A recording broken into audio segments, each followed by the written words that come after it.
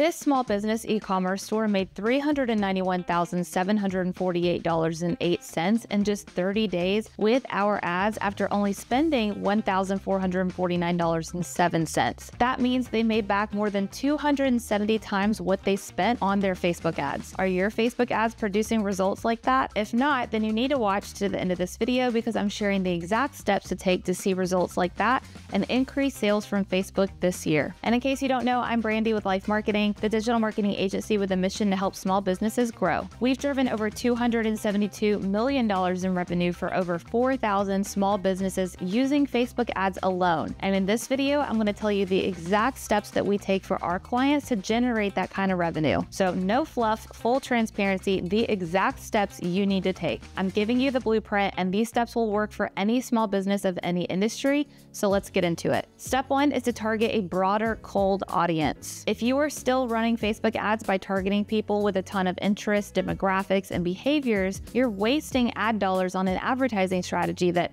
no longer works. And this might be news to some of you because for a long time, the general Facebook ad strategy that everyone followed was to deeply hone in on your target audience with a lot of interests and demographics and behaviors entered into the ad set. And that used to be what worked for a long time. But the reality now is that algorithms are smart enough to read your ad copy, images, and URLs and find the audience that's most likely to convert based on those things. You're actually hindering the ad algorithm's ability to do that by giving super strict constraints in the targeting. So when you're setting up the ad set level of your ad, you're telling Facebook who to show this ad to, you want to go one of two routes. The first route is to solely include demographic details like gender, location, and age, because these are targeting options that you can be 99% sure of. For example, if you have a female-centric salon in Phoenix, Arizona, then you can be 99% sure that your audience will be female and live within a 15-mile radius of your salon. So those would be the only two targeting options you need to use. And when I talk about a broad audience, this is what I mean. For local campaigns, you're targeting an audience size of 25,000 people or more,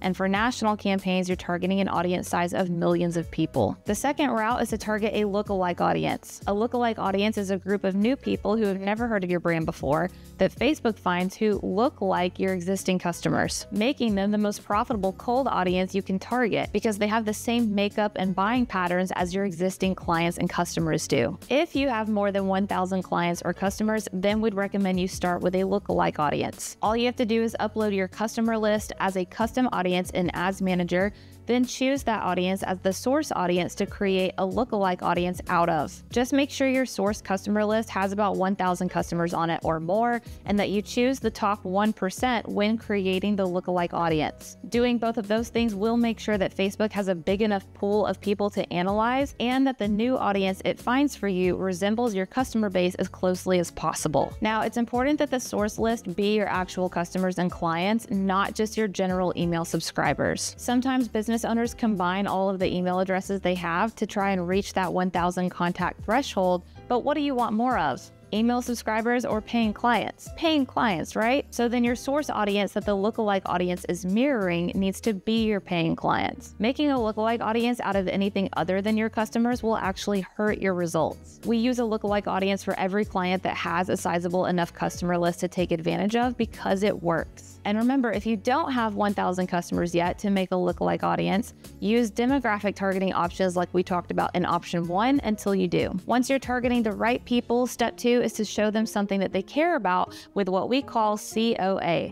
Customer-oriented ads. A lot of business owners make the mistake of running ads that are all about them and not their customer. Business-oriented ads sound like this. We're an award-winning company. We have the best of the best team members. We have the latest technology, and so on. Customer-oriented ads sound like this. You can accomplish XYZ faster, better, easier, or for less using our product or service. Instead of focusing on all the bells and whistles of your product or service, focus on the benefits that your customers experience from using your product or service, or the pain points and frustrations that they can now avoid by using your product or service. I'm telling you from the thousands of ad accounts that we've managed managed, fixing this alone will make a world of difference in your Facebook ad results. All right, step 3 is to optimize your Facebook pixel for your end goal. And I'll explain what that means, but if you're a service-based business, just know that this step is important because this is the step that's going to stop you from getting fake leads from Facebook that you never hear back from. Your conversion event in your Facebook ad campaign tells the algorithm what to optimize for, or in other words, what to look for, like what kind of results to bring in, engagement, leads, sales, and so on. If you target a group of people with an engagement campaign and get 500 likes and 0 leads or 0 sales, Facebook is going to call that a win because it's optimizing for engagement. Whereas if you target the same group of people with a sales campaign and you get 50 sales and only 2 likes, Facebook is going to call that a win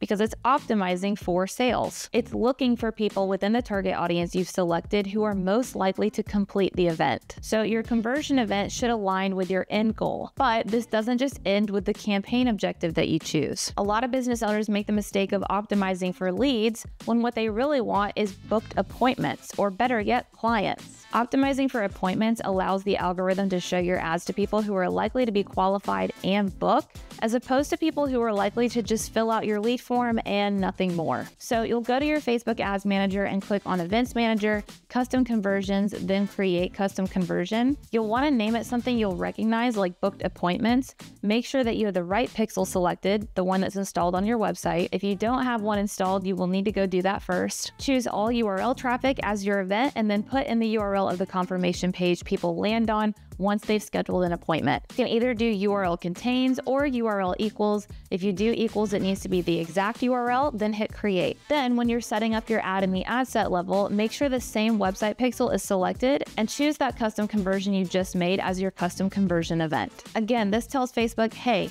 we want to find more people who are like these people that actually booked the appointment, not just people who fill out the lead form and nothing else. Step 4 is to have a full follow-up system in place that tracks every single thing. And before you click out, I'm not just talking about your basic CRM or your typical automated text and emails. I'm talking about a full sales funnel that maximizes not just leads, but the quality of your leads, not just sales, but the dollar amount of your sales. I break down the full sales funnel that we use for ourselves and for our clients in this video, so I'm not going to rehash everything I shared in that video again here. I will link it below in case you want to give it a watch, but I will give a quick sum up. This is a sneak peek at the bulletproof sales funnel that we use for ourselves and for our clients, and there are a couple of things in particular that really make this work. Not only do we have automated text and emails in place, but we have a custom set of them for every single step in the funnel, so that we are always encouraging leads to take the next step. A lot of business owners make the mistake of either not having any automated follow-up text or emails in place, or they do, but they only have one set that gives one CTA or one call to action. The problem with that is people who have filled out your initial lead form are at a different stage than people who have scheduled a call with you, and therefore they need different CTAs. The good news is there's a program we use that comes with all of these automations already set up for you. You literally just have to tweak them to fit your branding and turn them on. So I will share more about that in a second, but the other things about this funnel that really make it work includes the survey piece and the trackability of every step. So the survey is a more in-depth questionnaire for leads to fill out after they've completed the initial lead form. A lot of business owners make the mistake of either asking name, number, and email and that's it, or they ask way more than just name, number, and email and include way too many questions on that initial lead form. It's okay to include 1, maybe 2 custom qualifying questions beyond name, number, and email, but anything beyond that and you drastically decrease the likelihood of someone completing the form. On the other hand, if you're only asking for their name, number, and email, you're probably not getting all the information you need to know if they're a qualified lead or not. So our solution to this is after they complete that initial lead form, prompt them to complete a more in-depth survey or application. This is your opportunity to do 2 things. Number 1, sort out the serious leads from the unserious ones,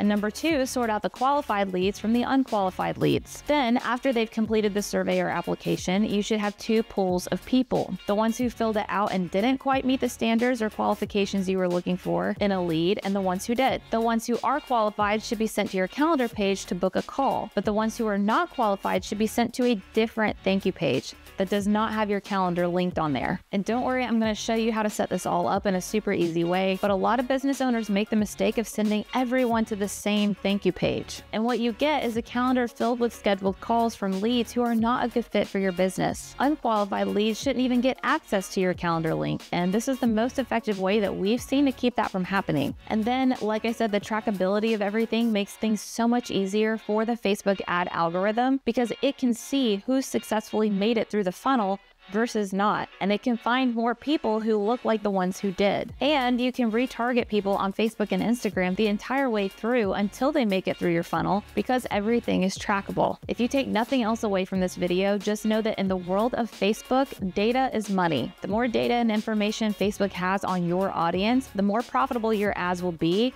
and having a fully trackable sales funnel like this happening post-ad is what we've seen drive insane results for our clients. Now, let me wrap up with the program I said we use to execute all of this. It's called Marketing Tank, and I'm going to put a link down below that allows you to try it out in a free trial if you're interested. But this is the tool that we use and our clients use to do everything we've talked about today. So first of all, you can create landing pages with it, even if you have zero website experience. It's super user-friendly. You can choose from hundreds of pre-made, high-converting templates, and then just drag and drop or edit things to tweak them to fit your branding and your offerings. You can tweak the lead form on them to ask any questions you want to, and so on. Then you can also use it to create the survey or application we talked about, so you'll want to include the questions here that will tell you if the lead is a qualified fit or not. You just click Sites down here on the left, and then Websites, and then either click New Website if you haven't made one yet, or if you have and just want to make a new page, click inside your website and click Add New Page. From there, you can create your page from scratch with the easy drag and drop tools, or you can do what I would do and choose from one of the hundreds of pre-made templates. Like I mentioned, they're already made for you. You just edit them from there to match your branding. Either way, all you do is go over here on the left and drag any element you want over here: text blocks, images, forms, videos, surveys, calendars, pop-ups, whatever you want. And you can toggle between desktop and mobile view so you can see how your landing page will look on both, which is super important with the amount of people who do everything from their phones these days. You can also hit this button here to paste your Facebook pixel code so that Facebook can track the people landing on this page. You'll want to add that to your landing page and thank you pages so that you can optimize your pixel for appointments booked like we talked about. Then back on the main site screen, you can see we have a form and survey builder here. So this is where you can create the form or survey that people are filling out on your landing pages. And again, you can customize them with the same easy drag and drop tools. Just make sure you add custom questions to ask the right ones necessary to ensure that you're getting qualified leads and weeding out the bad ones. Based on how people answer your lead form, you can then set conditions to tell Marketing Tank where to send those people next. So you'll want to disqualify people here and move the qualified leads along to your calendar page like we talked about. Then over here on the left where it says calendars, you can create a calendar and embed it anywhere within your website or funnels so that clients can schedule appointments seamlessly based on your availability. And you can also integrate these calendars with Google, Outlook, or Apple calendars if you need to. This is the calendar that will appear on the thank you page qualified leads are sent to. Once a lead books an appointment, their meeting information will be recorded in the Appointments tab, where you can view all upcoming appointments with leads and edit any information as needed, as well as reschedule or delete appointments if necessary. And then the last thing I want to show you are the automated email and text sequences. Just like the landing pages, Marketing Tank comes with these already set up for you, so